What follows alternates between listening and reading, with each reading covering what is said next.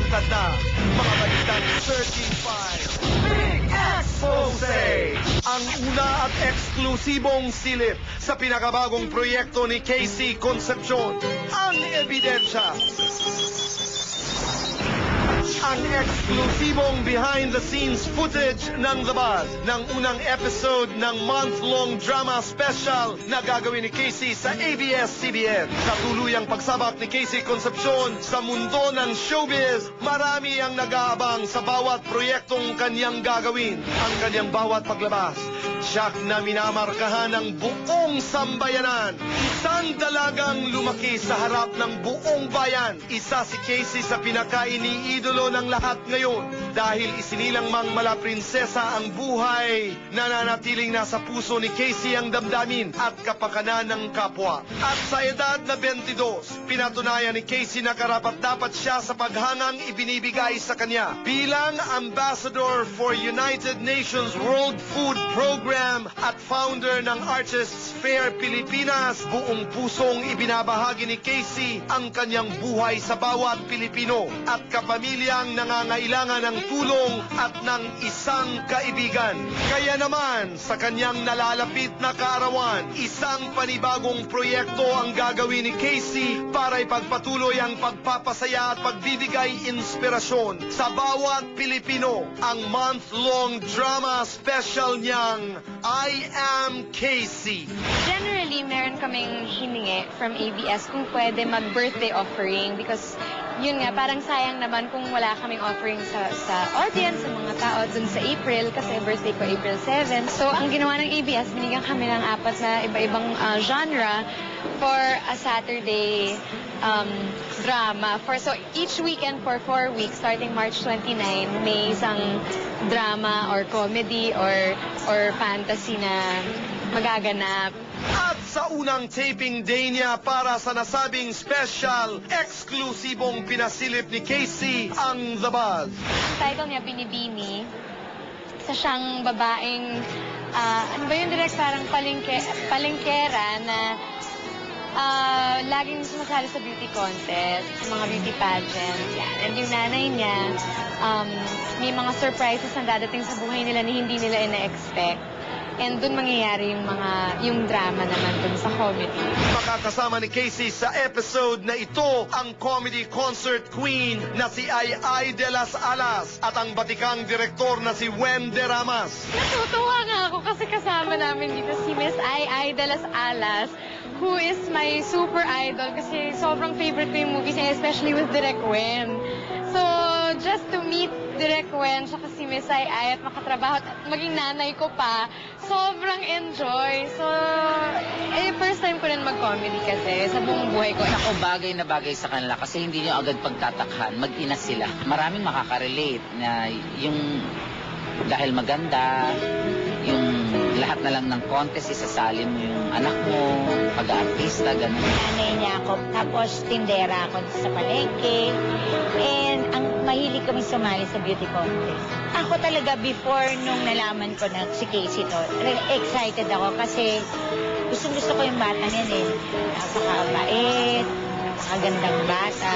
Sa kanilang unang pagsasama sa trabaho, wala daw mairereklamo sina Direk Wen at Ai kay Casey. Innate yung gusto niya sa tao, siya pa yung lumalapit sa tao, na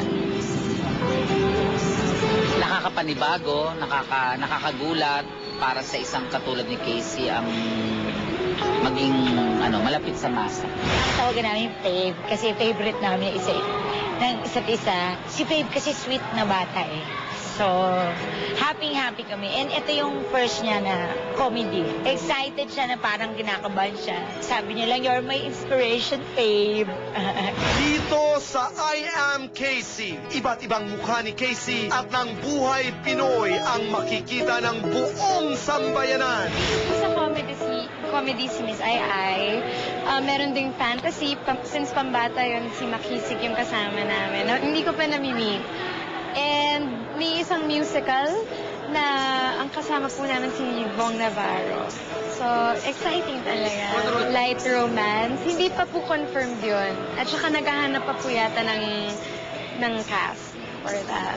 Ayon kay Casey, pangunahing nagbibigay daw ng inspirasyon sa kanya ang suportang ibinibigay ng bayan. Marami po akong natututunan talaga. And sila po talaga yung nagbibigay sa akin ng inspirasyon, ng energy para gawin lahat to. Dahil kung wala rin naman pong nanonood, ano pa yung work namin, di ba? So, sila rin po kasi yung reason kung bakit ko rin naisip and napag-desisyon ng pumasok talaga. Because kung wala naman sila, di ba, walang sense yung trabaho ko.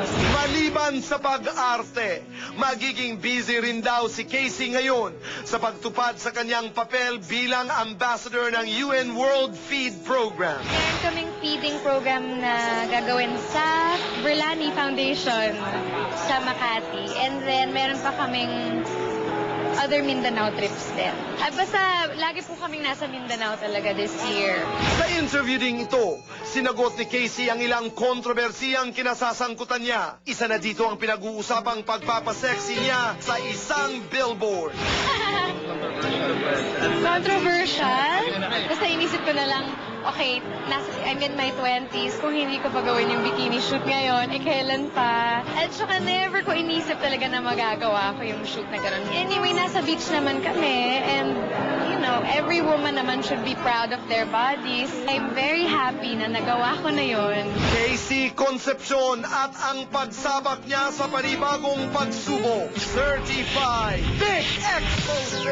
At ang isa pang eksplosibong revelasyon. Nang diretsahan namang talungin ng The Buzz, si Casey kung formal nang nanliligaw sa kanya si Richard Gutierrez ngayon. Ito ang makahulugang sagot ng dalaga.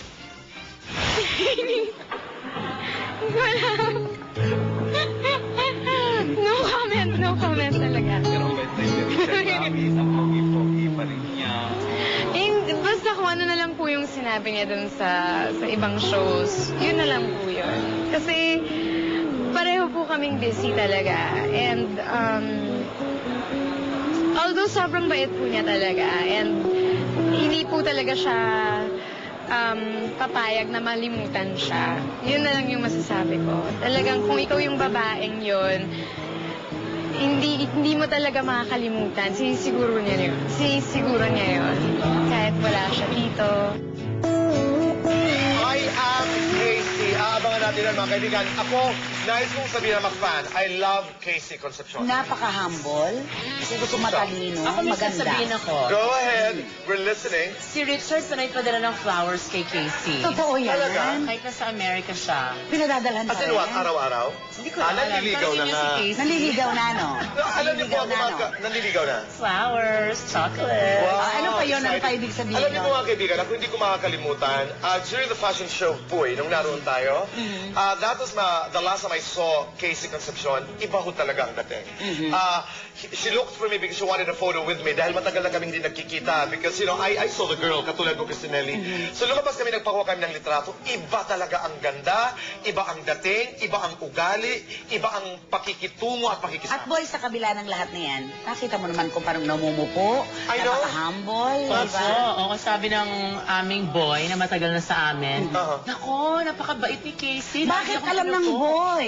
No, ibig sabihin, Ninyo, nagkikita sila nagpupunta ni sa inyo? Richard. Hindi! Oh my gosh, hindi. Na-meet niya, siguro. Oo, kasama Sumama siguro yung ni boy kay Richard.